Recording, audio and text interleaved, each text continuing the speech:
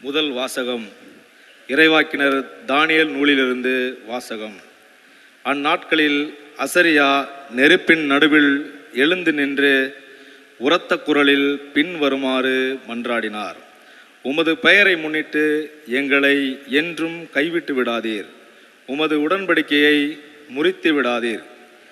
உம் அன்பர் ஆபிரகாமை முன்னிட்டும் உம் ஊழியர் ஈசாக்கை முன்னிட்டும் உம் தூயவர் இஸ்ரேலை முன்னிட்டும் உம் இரக்கம் எங்களை விட்டு நீங்க செய்யாதீர். விண்மீன்களைப் போலவும் கடற்கரை மணலைப் போலவும் அவர்களின் வழி மரபினரை பெருக செய்வதாக நீர் அவர்களுக்கு உறுதியளித்தீர். ஆண்டவரே, எங்கள் பாவங்களால் மற்ற மக்களினங்களை விட நாங்கள் எண்ணிக்கையில் குறைந்துவிட்டோம். உலகெங்கும் இன்று தாழ்வடைந்தோம். இப்பொழுது எங்களுக்கு மன்னர் இல்லை, இறைவாக்கினர் இல்லை, தலைவர் இல்லை, எரிபலி இல்லை, எந்த பலியும் இல்லை, காணிக்கை பொருளோ தூபமோ இல்லை. உம் திருமுன் பலியிட்டு உம் இரக்கத்தை பெற இடமே இல்லை. ஆயினும் செம்மறி கடாக்கள் காளைகளால் அமைந்த எரிபலி போலும் 1000 கொழுத்த ஆட்டுக்குட்டிகளான பலி போலும் நொறுங்கிய உள்ளமும் தாழ்வுற்ற மனமும் கொண்ட நாங்கள் ஏற்றுக்கொள்ளப்படுவோமாக. அவ்வாறே எமது பலி இன்று உம் திருமுன் அமைவதாக. நாங்கள் முழுமையாக உம்மை பின்பற்றுவோமாக. ஏனெனில் உம்மில் நம்பிக்கை வைப்போர் வெட்கத்திற்கு ஆட்பட மாட்டார். இப்போது நாங்கள் முழு உள்ளத்துடன் உம்மை பின்பற்றுகிறோம்.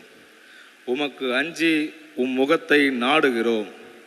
எம்மை வெட்கத்திற்கு உள்ளாக்காதீர். மாறாக உம் பரிவிற்கு ஏற்பவும் இரக்க பெருக்கத்திற்கு ஏற்பவும் எங்களை நடத்தும். ஆண்டவரின் அருள்வாக்கு. இறைவனுக்கு நன்றி.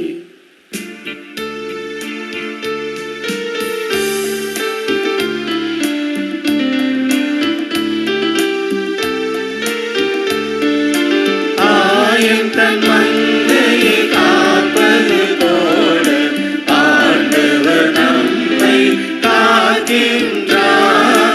ஆயன் தன் மந்தையை காப்பது போல ஆண்டவர் நம்மை காக்கின்றார்.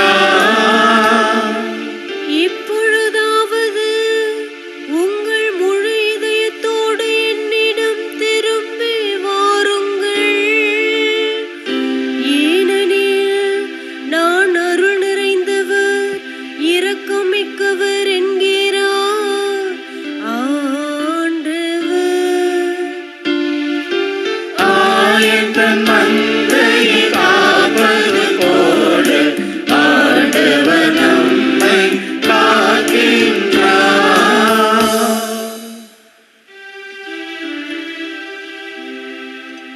ஆண்டவர் உங்களோடு இருப்பாராக. உம் ஆன்மாவோடும் இருப்பாராக.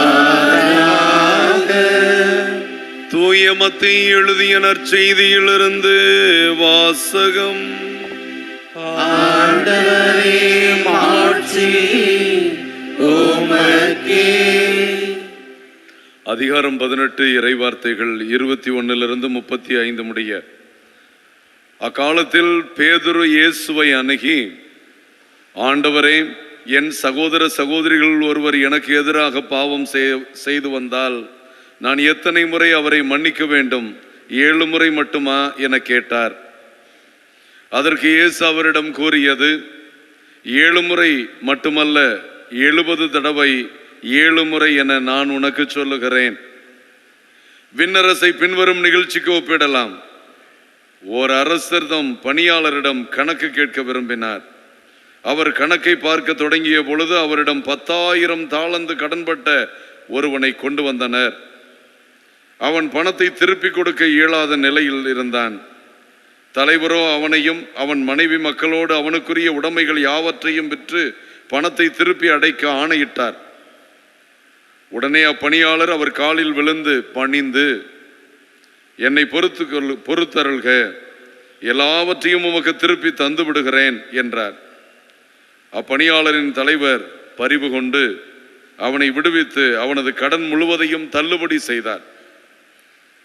ஆனால் அப்பணியாளர் வெளியே சென்றதும் தன்னிடம் 100 தெனாரியம் கடன்பட்டிருந்த உடன்பணியாளர் ஒருவரை கண்டு, நீ பற்ற கடனை திருப்பித்தா என கூறி அவரை பிடித்து கழுத்தை நெரித்தான். உடனே அவனுடைய உடற்பணியாளர் காலில் விழுந்து, என்னை பொறுத்தருள்க, நான் திருப்பி கொடுத்து விடுகிறேன் என்று அவனை கெஞ்சி கேட்டார்.